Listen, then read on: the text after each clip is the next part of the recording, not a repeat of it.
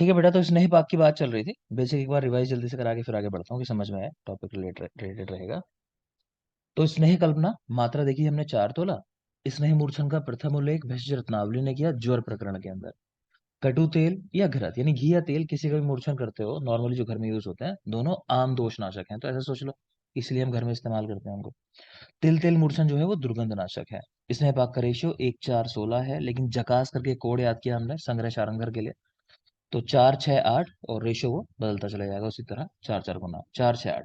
बाकी कुछ भी पूछे तो रेशियो 1:8 वाला लगाना है आपको, 1:8:32 वाला लास्ट वाला, हर एक के साथ। ठीक है। कभी भी दूध मतलब माफ करें, कुछ भी आप द्रव्य सिद्ध कर रहे हो, तेल है या वल्ली है, मूल है, तो उनको एक दिन में सिद्ध नहीं किया जाता। कह रहा हूँ नेक्स्ट पॉइंट है, पहले ये देख लेते हैं। कह रहे हैं कि 5 या 5 से अधिक द्रव्य ग्रहण करने हो तो प्रत्येक द्रव्य स्नेह के बराबर लेना चाहिए। कहने का मतलब है कि अगर 5 से कम लेने हैं तो कुल द्रव्य स्नेह से 4 गुना। ठीक है। अगर 5 है या उससे ज्यादा है तो प्रत्येक द्रव्य स्नेह के बराबर लेना है।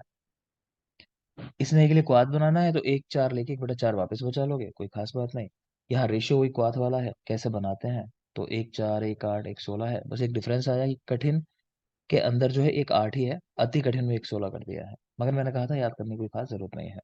फिर यहाँ देख पा रहे हो वही क्वाथ वाला, 4:8 16, कर से पल तक 16, पल से कुड़ा 8, रस से खाली 4 गुना। घी तेल गुड़ आदि एक दिन में सिद्ध ना करें।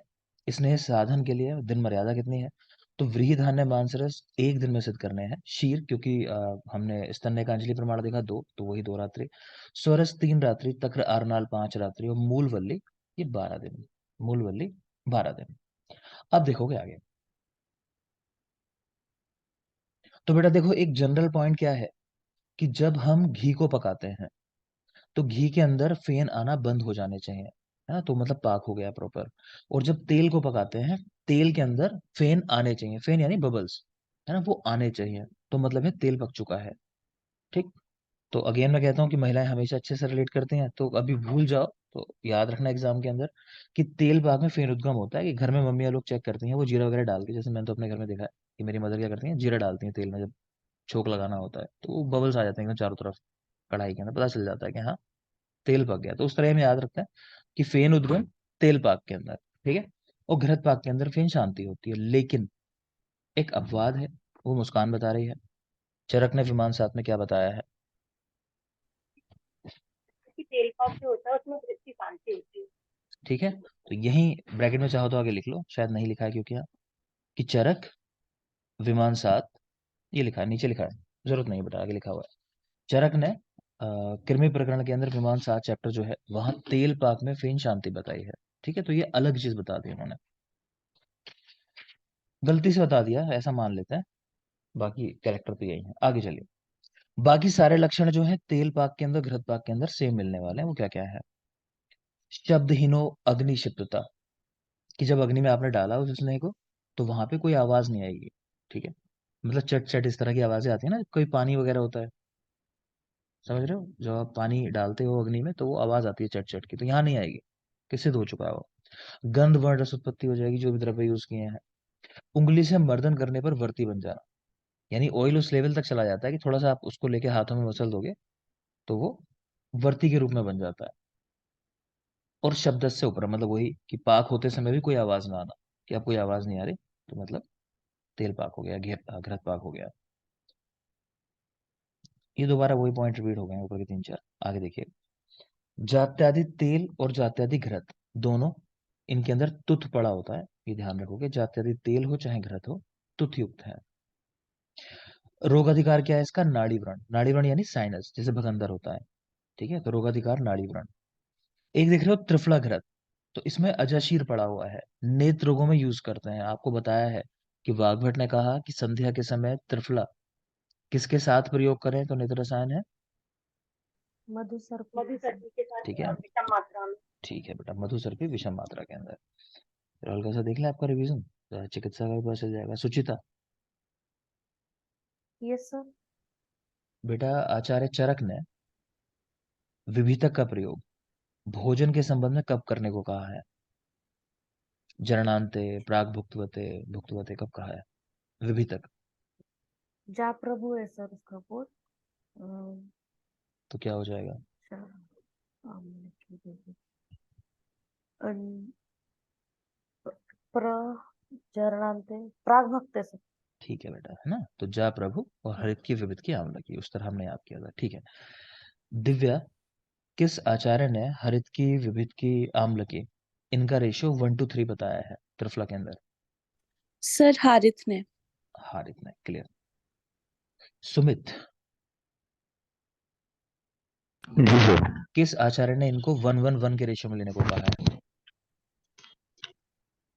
भाव प्रकाश सर। भाव प्रकाश। ठीक है बेटा, आगे देखते हैं, चलो। तो रोगाधिकार यहाँ नाड़ी व्रण देख पा रहे हो, त्रिफला घृत की बात हुई, यजाशीर युक्त है, नेत्र रोग में यूज करते हैं। आगे है महानारायण तेल। तो महानारायण तेल, इसमें बराबर मात्रा में अजाशीर पड़ा होता है, गव्यशीर पड़ा होता है। माइक ऑफ कर देंगे।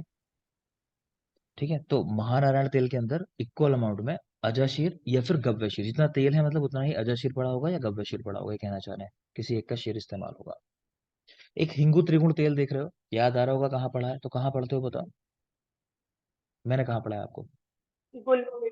गुल्म के गुलम अंदर। में। ठीक है ना, बाकी तो और भी रोग लिखे हुए हैं, देख लेना। तो हिंगू त्रिगुण तेल अष्टांग हृदय ने दिया है। रेशियो क्या है इसके अंदर? हिंगू है और बाकी चीजें 3-3 गुना के रेशियो में है उसके बाद। तो हिंगू, फिर सैंधव, एरंड और रसोन। हिंगू सार करके हम लोगों ने याद किया था। तो 1, 3, 9, 27, क्लियर। आगे देखिए, स्नेहपाक 3 प्रकार का होता है। अच्छा, एक चीज इन्फॉर्मेशन आपको बता देता हूँ कि अगर कोई ऐसा है जिसने नेक्स्ट के एग्जाम की तैयारी करनी है बेटा, तो हम एक नेक्स्ट का बैच शुरू कर रहे हैं। ठीक है, नेक्स्ट का बैच शुरू कर रहे हैं।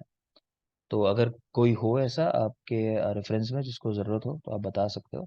तो बैच जो रहेगा ये ऑफलाइन ऑनलाइन दोनों मोड में रहेगा। तो कोई अगर आपका जानता है जो करना चाहता है तैयारी नेक्स्ट की, तो वो कर सकता है। ठीक है। अभी सिलेबस डिसाइड नहीं है, लेकिन जो आपका सिलेबस यूजी वाला होता है, हम उसी को बेस बना के भी चलेंगे, क्योंकि वही होने वाला है सिलेबस, जाहिर सी बात है। थोड़ी बहुत कुछ चीज़ें स्पेसिफिक आएंगी, तो उनको समय के साथ देख लेंगे क्या करना है। ठीक है। देखो चलो आगे। तो स्नेहपाक 3 प्रकार का। तो चरक देखोगे, चरक ने कहा 3 प्रकार का जो स्नेहपाक है वो है मृदु, मध्यम और खर। और इनको कहाँ कहाँ यूज करते हैं, कर्म बता दिए कि मृदु वाला नशे में यूज होता है, मध्यम वाला पीने में मतलब पान के लिए और बस्ती के रूप में यूज किया जाता है, और खर वाला अभ्यंग के रूप में यूज किया जाता है। तो मृदु नशे के रूप में, मध्यम वाला पान में और बस्ती में, खर वाला अभ्यंग में। इसको बेटा बना लोगे बेस अपना चरक को, क्योंकि आगे बाकी सबका भी याद करना है। ठीक है। तो इसी के आधार बना के हम लोग थोड़ा बहुत चेंज करके याद करेंगे। तो मृदु, मध्यम, खर। मृदु से नस्य ले रहे हैं, मध्यम पीने में और बस्ती में यूज हो रहा है, पान बस्ती, और खर वाला अभ्यंग करने में यूज कर रहे हैं।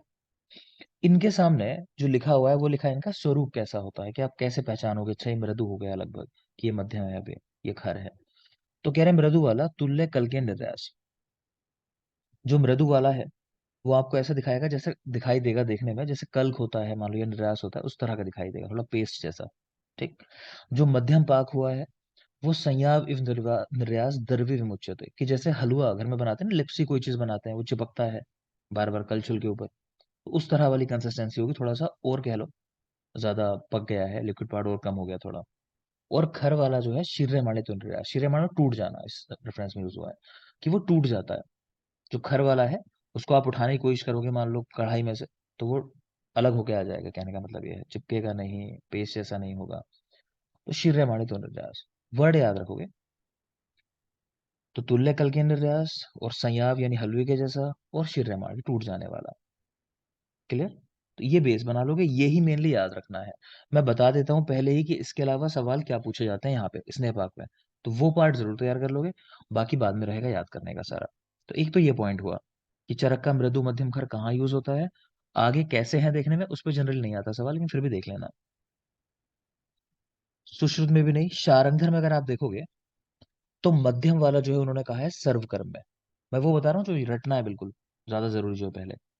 तो शारंगधर ने जो मध्यम प्रकार का उनका स्नेहपाक है उसको लिखा कि सभी जगह यूज करते हैं, सर्वकर्म। ठीक है। ये दो मेन चीज थी, अब चलो देख लेते हैं बाकी भी। तो चरक का मृदु नस्य, मध्यम पान बस्ती, खर अभ्यंग। अब ध्यान से सुश्रुत को देखो, उन्होंने क्या डिफरेंस कर दिया। देखो जो सबसे ऊपर वाला है नस्य, ठीक है, और जो सबसे लास्ट वाला है अभ्यंग, इन दोनों को उठा के मिडिल में डाल दिया मध्य के अंदर, यहां देखोगे आप। तो नस्य और अभ्यंग। ठीक है। जो बीच में लिखे थे पान और बस्ती, उनमें से पान को तो ले गए ऊपर और बस्ती को ले गए नीचे। तो देख लो कि यहाँ पान आ गया ऊपर और बस्ती आ गई नीचे। ठीक है। जहां पान की बात की पीना, वहां साथ में खाने की बात भी की उन्होंने, भोजन, तो पान और भोजन के लिए। और जहां बस्ती की बात की तो वहां कर्ण पूर्ण की बात भी की। तो कुछ लोगों को ध्यान आ रहा होगा। शेफाली, किस आचार्य ने पंचकर्म में बस्ती की जगह कर्ण पूर्ण को स्थान दिया है? योग रत्नाकर। योग रत्नाकर। ठीक है। तो वैसे भी पंचकर्म में हम लोग देखते हैं कि बस्ती की जगह कर्ण पूर्ण है, तो वैसे भी याद कर सकते हो कि बस्ती के साथ ही कर्ण पूर्ण लिख दिया। ठीक है। चरक का बेस बनाया। सुश्रुत में क्या किया कि मिडिल वाली जो लाइन है इनकी, वो है ऊपर और नीचे वाले पॉइंट चरक के, यानी नस्य और अभ्यंग, वो उठा के मिडिल में डाल दिए। अब वो भी कहीं जाएंगे जो बीच में लिखे हुए थे पान और बस्ती, तो पान ऊपर आ गया और बस्ती नीचे चली गई। ठीक है। तो पान के साथ भोजन भी आ गया, बस्ती के साथ कर्णपूर्ण भी आ गया। याद रखना आपको। स्वरूप कैसा है सामने वो भी लिखा है कि मृदु जो है, स्नेह औषध विवेक मात्रम, कि जैसा था स्नेह लगभग वैसे ही दिखाई देता है और डिफरेंस होना शुरू होता है बस। मध्यम वाला जो है मधु उच्छिष्ट के समान, तो मोम जैसा हल्का हल्का। और खर वाला जो है कृष्ण वर्ण हो जाएगा, इससे पहचान लेना, है ना। थोड़ा चिपकने भी लगता है, तो देख सकते हो। अगेन बहुत खास नहीं है, पहचान में आ जाएगा। ठीक। आगे चलिए। शारंगधर। शारंगधर ने वही 3 तरह का, मृदु मध्य खर, बात कर ली। मृदु और खर सेम है, चरक के जैसे, कोई डिफरेंस नहीं है। लेकिन मध्यम के अंदर सर्वकर्म लिख दिया, कहीं भी यूज कर सकते हैं। स्वरूप कैसा है वो देख सकते हो, वही कि कल्क जैसा होता है। ये नीरस है, मतलब इसमें रस पूरा जो है लगभग खत्म होने वाला है, वो स्टेज आ गई है। और यहाँ लिख दिया ईशद कठिन, कि बिल्कुल कठिन हो गया, हार्ड हो गया। ठीक है। तो कल्क, नीरस, कठिन, ऐसे 3 वर्ड देख सकते हो चाहो तो, कल्क, नीरस और कठिन, है ना। नीरस कोमल इसमें एक साथ लिखा हुआ, कोमल के बाद कठिन हो रहा है। क्लियर।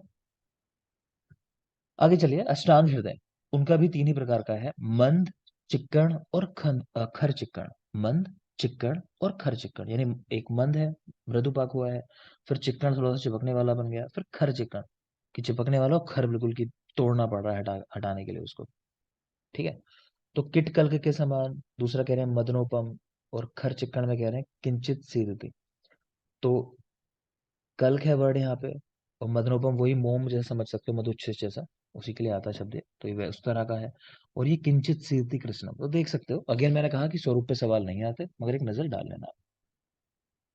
आगे देखिए। हारित, तो अकेले इन्होंने ही 4 तरह का बताया है, तो ऐसा याद रख सकते हो किस आचार्य ने 4 प्रकार का तेलपात बताया, तो हारित ने बताया। इतना कर लो, काफी है, नाम भी याद करने की जरूरत नहीं है। खर, चिक्कण, मध्यम, विशोषी, ये 4 नाम है इनके। तो हारित तेलपाक 4 तरह का, याद कैसे रख सकते हो कि किस आचार्य ने ज्वर के वर्ण के आधार पर 4 भेद बताए हैं, तो वो भी हारित ही हैं। ठीक है। तो 4 वाले आंसर इनके हैं। आगे देखिए। तिल तेल मूर्छन जो है दुर्गंध नाशक है, पढ़ चुके हैं। कटु तेल और घृत दोनों आम दोष नाशक है। चलो एक और रिवीजन करते हैं, एक और सवाल करते हैं। मंजिता, हाँ जी सर। बेटा तक्र सिद्धिया बाबू कहाँ या कहाँ हाँ कहाँ जी। यूज होते हैं? तक्र सिद्धिया बाबू,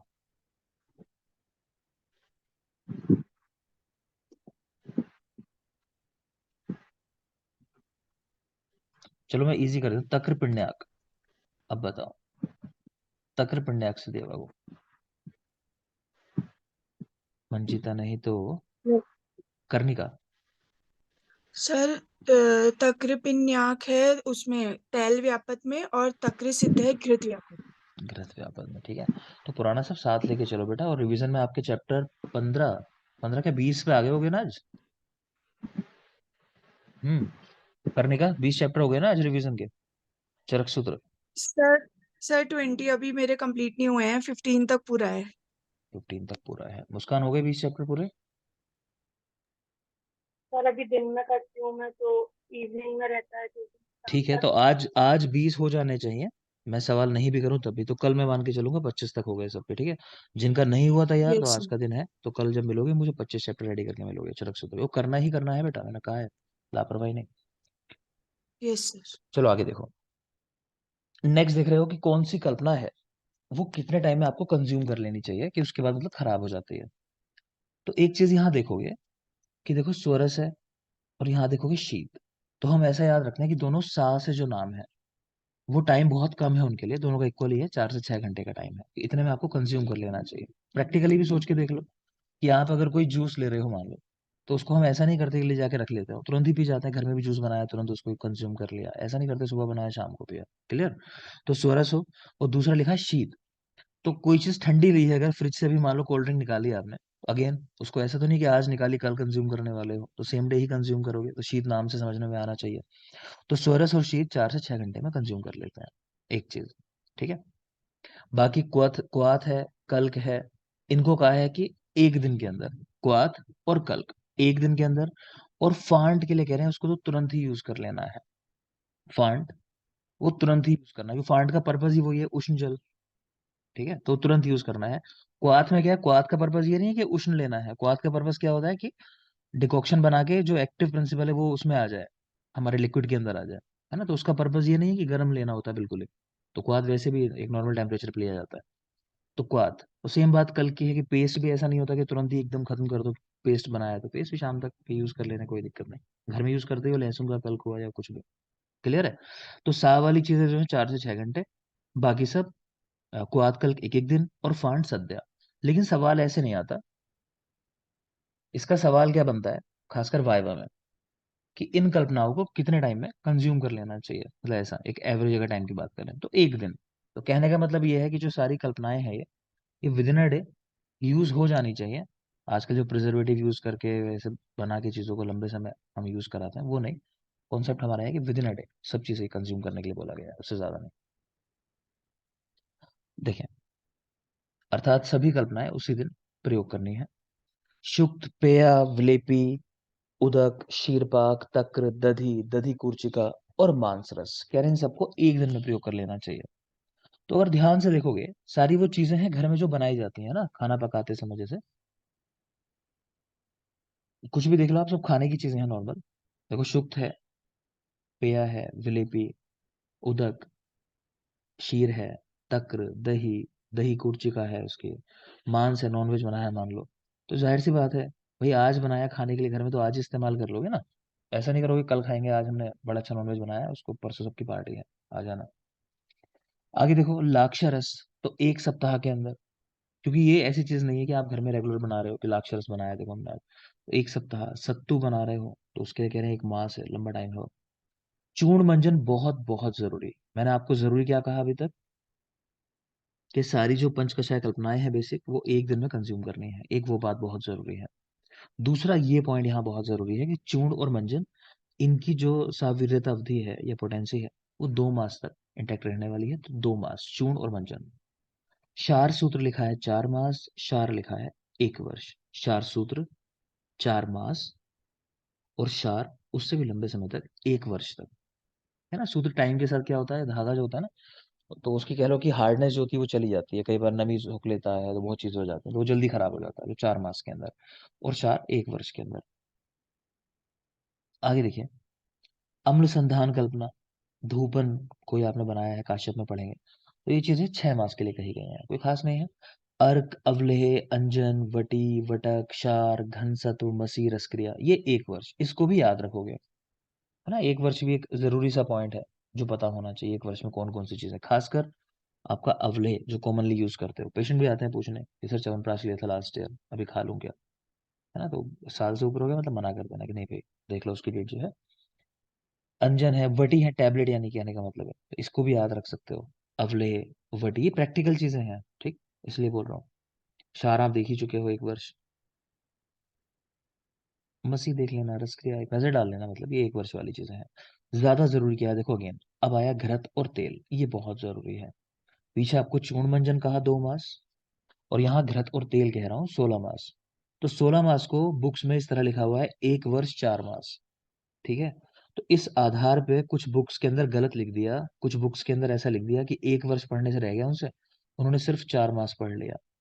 ठीक है? तो इस पे क्वेश्चन बना दिए, फिर बुक में लिख दिया किसी ने, फिर उसी पे गाइड्स में क्वेश्चन आ गए कि घृत तेल की साविर्यता अवधि कब तक है, तो आंसर लगवा दिया 4 मास। ठीक है? वो गलत है, 16 मास ही याद करना है, इसका रेफरेंस है, आप इसी को याद रखोगे 16 मास, या फिर 1 वर्ष 4 मास, इस पे ध्यान दे देना, इस तरह का लिखा हुआ है। आगे देखें, नेक्स्ट है किस कल्पना में किस महाभूत का प्राधान्य होता है। ठीक है, तो सोरस कल्पना बनाते हैं, उसमें जल महाभूत की प्रधानता है। समझ आ रहा होगा कि जूस है, जूस में क्या होता है, पूरा पानी होता है ना। हमने बात भी की थी, शॉप वाला पानी मिला दे तो कोई बात नहीं है। नेक्स्ट देख रहे हो कल्क, तो कल्क में जल और पृथ्वी महाभूत है, जल और पृथ्वी। सोचने के लिए ऐसा सोच सकते हो कि आप अगर मिट्टी से बनाओ, मान लो मिट्टी को आप पानी डाल के कीचड़ बना लो, तो कीचड़ क्या बना, कीचड़ कल्क ही हुआ ना, पेस्ट ही तो है कीचड़। क्ले जो बनाते हैं वो पेस्ट ही तो है। तो क्ले के अंदर क्या क्या होता है, पृथ्वी है, मतलब मिट्टी है, और साथ में और क्या है, पानी है। तो उस तरह करके भी याद रख सकते हो, ये जल और पृथ्वी। पृथ्वी यानी वो जो मिट्टी मिलाई, और जल यानी जो पानी मिलाया उसके अंदर। अगर क्वाथ की बात कर लें, तो क्वाथ के अंदर क्या होता है, सिर्फ जल होता है। क्यों? क्योंकि जो पृथ्वी थी यानी मिट्टी थी, या कह लो चूर्ण था जिसका काढ़ा बनाया, उसको तो आप छान के अलग कर देते हो ना। तो जो बचता है आपके पास, सिर्फ लिक्विड बचता है। तो लिक्विड क्या है, जल। अगेन सोरस की तरह। मेरी बात समझ में आ रही है? सोचोगे तो रटना ही नहीं है, तो ऐसे ही याद हो जाता है। नेक्स्ट है हिम और फांट। इनको चाहो तो सीधे याद कर लेना कि वायु और अग्नि महाभूत का प्राधान्य होता है, हिम के अंदर भी फांट के अंदर भी। जो लास्ट वाली दोनों कल्पनाएं हैं हमारी, शीत और फांट या हिम और फांट, जो कहना चाहो, वायु अग्नि। आगे देखिए चूर्ण कल्पना, तो चूर्ण में सिर्फ पृथ्वी है। क्यों? क्योंकि हमने बात की कि चूर्ण के अंदर जब जल मिला दोगे तो कल्क बन जाता है ना, कि पृथ्वी के अंदर जल मिला देते हो तो कल्क बनता है। तो आपने क्या किया, चूर्ण के अंदर अब जल हटा दिया तो सिर्फ पृथ्वी बची। ऊपर वाले से सोचोगे तो समझ में आ जाएगा। तो चूर्ण सिर्फ पार्थिव। अर्क की बात करें, हिम कल्पना की बात करें, फांट कल्पना की बात करें, सभी के अंदर वायु और अग्नि महाभूत का प्राधान्य है। ठीक है, चलो और सवाल का जवाब दो। रोहित, रोहित, सर शोथ जनन द्रव्यों में किन या किस महाभूत की प्रधानता है? शोथ जनन,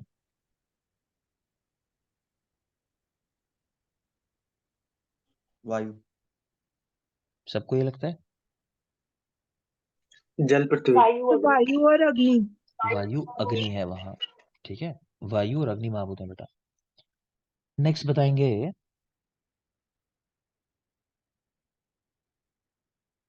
शिवांगी, यस सर। लेखन द्रव्यों में किस महाभूत की प्रधानता है?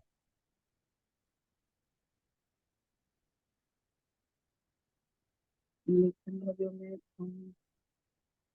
पृथ्वी। कोई और कुछ कहना चाहेगा? सर वायु और अग्नि ही है। ठीक है, तो वहां भी हाँ। वायु अग्नि है बेटा। वायु अग्नि। ठीक है शिवांगी, तो याद कर लेंगे सभी लोग। चलो आगे देखते हैं।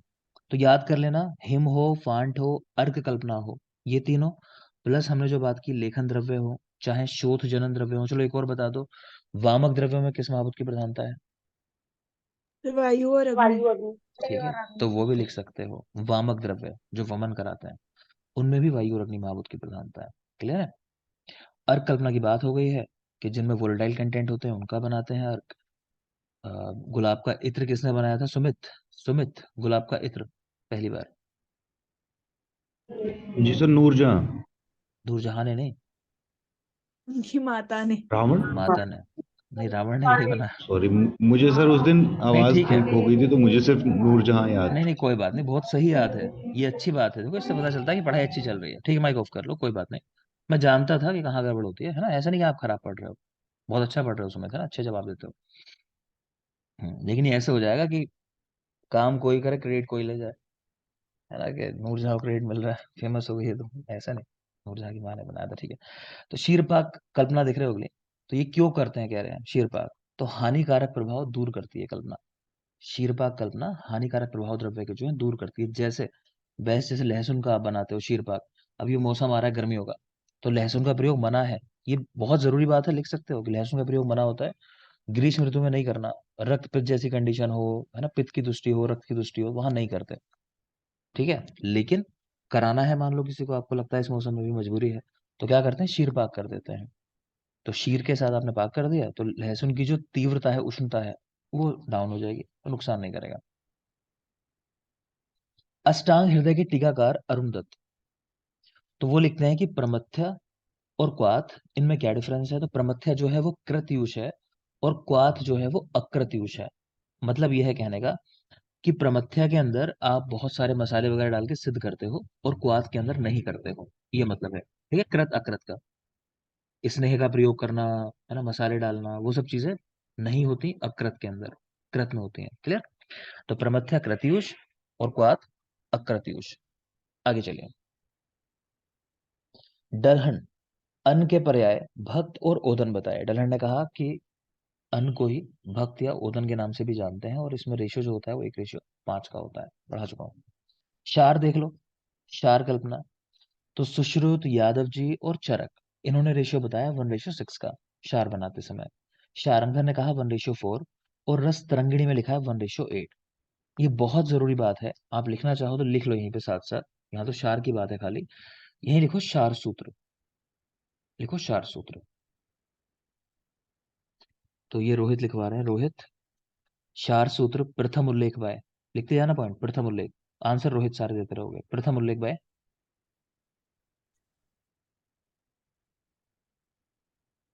रोहित। बेटा क्लास में हो नहीं क्या? सर नहीं पता। बहुत गलत बात है रोहित, ये सवाल तो मतलब मैं मान ही नहीं सकता कि नहीं आता। किसको नहीं आता? जिन लोगों ने पढ़ा है ये सवाल का जवाब सिर्फ माइक ऑन करो, किसको नहीं आता है? जिसने पढ़ा है नहीं पता है, और उसे। रोहित एक भी हाथ नहीं उठाया, एक भी माइक ऑन नहीं हुआ है, समझ लो। बहुत गलत बात है बेटा ये। बोलो चलो, किसने बताया? कोई बताए। शार सूत्र प्रथम उल्लेख। चरक ने बताया चरक, है चरक ने भगंदर में। चरक ने बताया ठीक है। तो चरक ने बताया, और कहाँ पर? भगंदर में। भगंदर में। ठीक है बेटा, तो लिख लोगे शार सूत्र का प्रथम उल्लेख बाय चरक, कहाँ पे? भगंदर चिकित्सा में। चैप्टर नंबर बोलो कौन सा है? 12 चरक ठीक है, सूत्र वो चरक चिकित्सा चिकित्सा 12। ठीक है, तो लिख लेंगे शार सूत्र प्रथम उल्लेख आचार्य चरक, कहाँ पर किया? भगंदर चिकित्सा के रेफरेंस में। किस चैप्टर में किया? तो चरक चिकित्सा 12, चैप्टर का नाम है शोध चिकित्सा अध्याय, चरक चिकित्सा 12। दूसरा पॉइंट लिखो, लिखो शार सूत्र निर्माण विधि सर्वप्रथम। बोलिए। चक्रदत्त चक्रपाणी चक्रपाणी। ठीक है, कोई बात नहीं, एक ही बात है, बुक है वो, उनका नाम है। अगर ये ना दिया हो चक्रपाणी या चक्रदत्त, तब क्या लगाना है आंसर? रस तरंगिणी। रस तरंगिणी। ठीक है ना, तो लिख लोगे शार सूत्र निर्माण विधि, इसका प्रथम उल्लेख तो चक्रपाणी, और ऑब्लिक करके लिख लेना कि उसके बाद सेकंड प्रायोरिटी क्या होगी? रस तरंगिणी।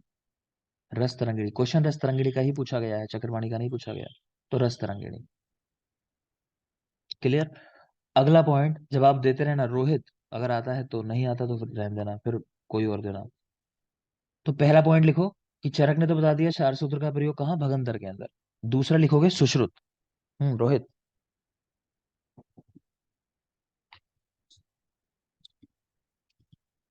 नहीं, रोहित को चलो छोड़ना पड़ेगा क्योंकि रोहित नहीं जवाब दे रहे हैं।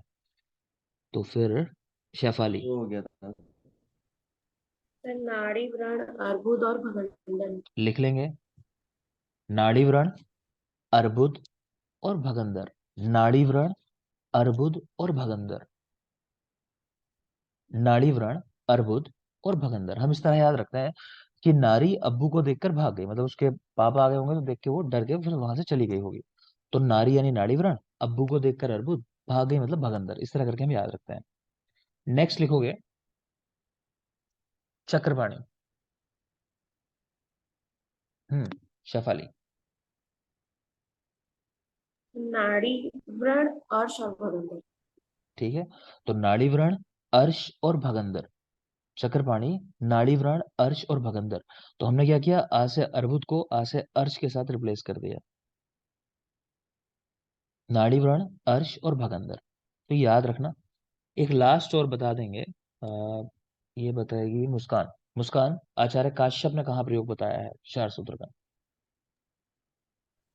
अरि अरि किलक में। ठीक है, तो लिख लोगे आचार्य काश्यप, अरिकीलक, एक डिजीज का नाम है अरिकीलक, वहां बताया है काश्यप इन अरिकीलक।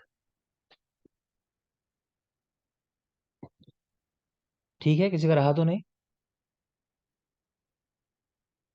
ठीक है बेटा, आगे देखो।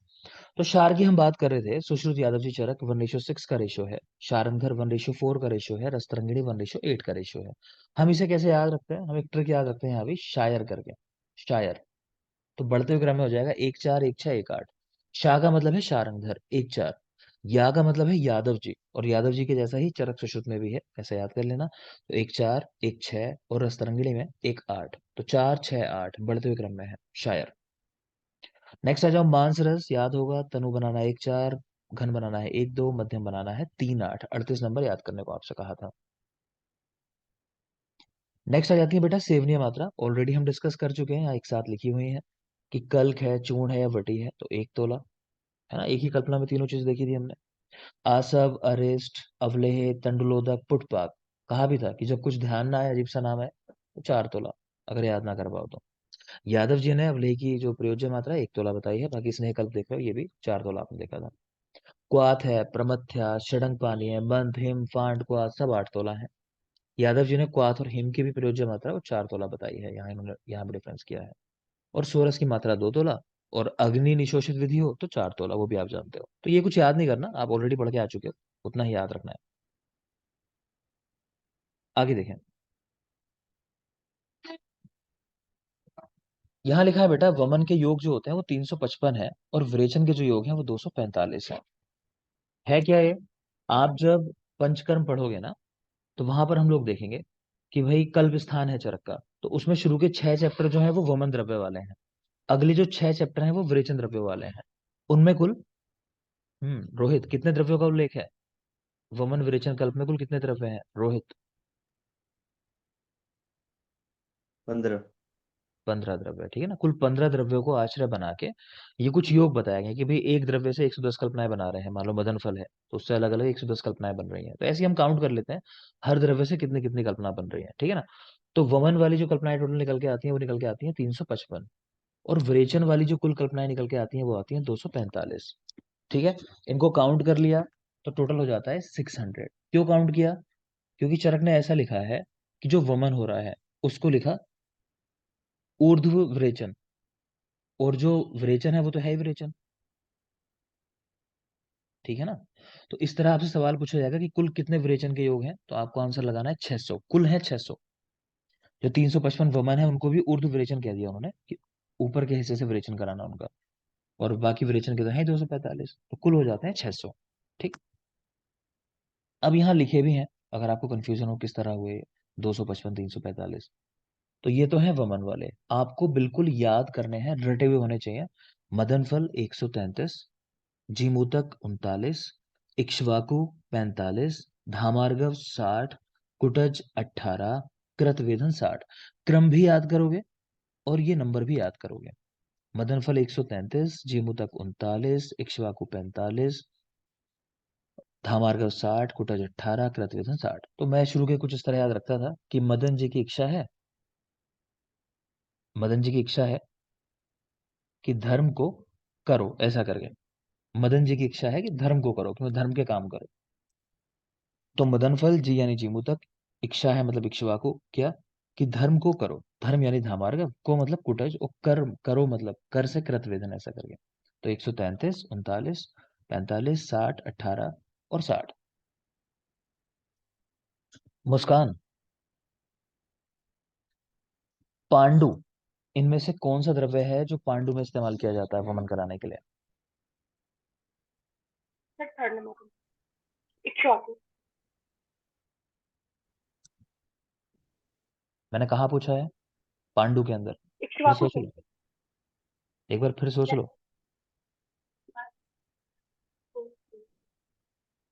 सॉरी सर, एक सेकंड सर, वो प्रमेय में है, धर्मार्ग। ठीक है, धामार्गव है, सभी कुछ प्रेम से पांडु के हृदय में उतर गए, ये हमारी ट्रिक है, ठीक है। तो जिन लोग को नहीं पता होगा, मैं ये ट्रिक बोल रहा हूँ, जरा लिख लोगे, इसी के साथ ही लिख लोगे, ज्यादा बेहतर रहेगा। क्या करोगे आप, पहले जो मैं लिख रहा हूँ वो लिखते चले जाओ क्रमशः, यही टेबल में इसी में बराबर में लिख लेना। पहले लिखो सर्वरोग, मदन फल के सामने लिखो सर्वरोग, सर्वरोग, ठीक, सभी रोगों में यूज करते हैं। अगला लिखो कुष्ठ, जीमूतक के सामने लिखो कुष्ठ, इक्ष्वाकु के सामने लिखो प्रमेह,